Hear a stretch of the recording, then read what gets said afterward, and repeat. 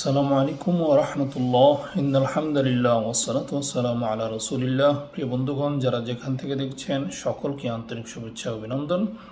ওই মহান আল্লাহ তাআলা দরবারে শুকরিয়া আদায় করছি, যিনি আমাদেরকে সুস্থ রেখেছেন, ভালো রেখেছেন। আল্লাহ তাআলা সূরা লুকমানের 34 নম্বর আয়াতে বলতেছেন যে 5টি বিষয় আল্লাহ নিজ হাতে রেখেছেন। এই 5টি বিষয় দুনিয়ার কেউ গান রাখে না, একমাত্র আল্লাহ জানেন। আমরা জানবো আজকের ভিডিওর মাধ্যমে এই 5টি বিষয় ইনশাআল্লাহ আমল করার নিয়তে, এবং অন্যদেরকে শেয়ার করে আমরা আমলের সুযোগ করে দিব। আল্লাহ আমাদেরকে উত্তম জাযা দান করবেন। বিসমিল্লাহির রহমানির রহিম।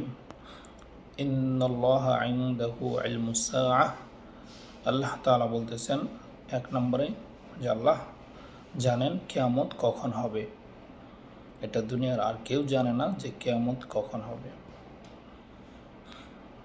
ওয়ায়ুনাজ্জিলুল গায়স, তারপরে বলতেছেন আল্লাহ 2 নম্বরে যে বৃষ্টি কখন হবে এটি একমাত্র আল্লাহ তাআলা জানেন। আল্লাহ কখন রহমতের বৃষ্টি দিবেন এটি যদিও আবহাওয়া অধিদপ্তর থেকে ধারণা দেওয়া হয়, কিন্তু তারা কখনো শিওর দিয়ে বলেন না।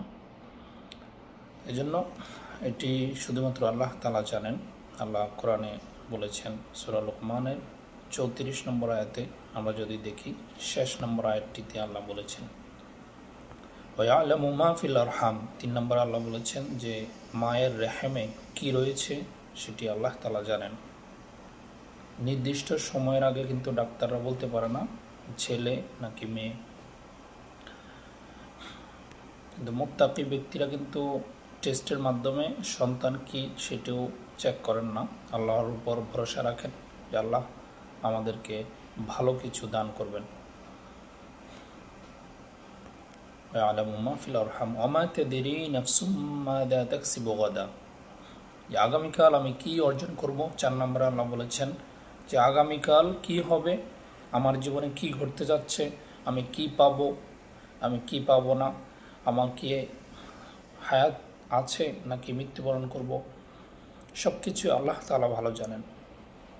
মাযা তাকসিবু গাদা, আল্লাহ তাআলা বলতেছেন যে কি অর্জন করবে আগামীকালকে এটি আল্লাহ তাআলা জানেন। ওয়া মা তাদরি নাফসুম বিআইয়ি আরদিন তামুত। 5 নম্বরে আল্লাহ বলেছেন যে সে কোন দেশে মৃত্যুবরণ করবে, কোন মাটির উপরে সে মৃত্যুবরণ করবে এটি আল্লাহ তাআলা ভালো জানেন। আরদিন বলা হয়েছে যে কোন দেশে, কোন জমিনে সে মৃত্যুবরণ করবে, মানুষ কোথায় মৃত্যুবরণ করবে এটি একমাত্র আল্লাহ তাআলা জানেন। এজন্য ভাই, আমরা আসি অহংকার ভুলে গিয়ে, হিংসা বিদ্বেষ সব কিছু ভুলে গিয়ে একসাথে আমরা এগিয়ে যাই, ইসলামকে প্রচার করি। আল্লাহ তাআলা আমাদেরকে তৌফিক দান করুক, আল্লাহ আমাদেরকে বোঝার আমল করার তৌফিক দান করুক। এই 5টি বিষয় আল্লাহ আমাদেরকে আমলের নিয়তে শেয়ার করে সকলের মাঝে ছড়িয়ে দেওয়ার তৌফিক দান করুক। ওয়া মা তৌফিকি ইল্লা বিল্লাহ।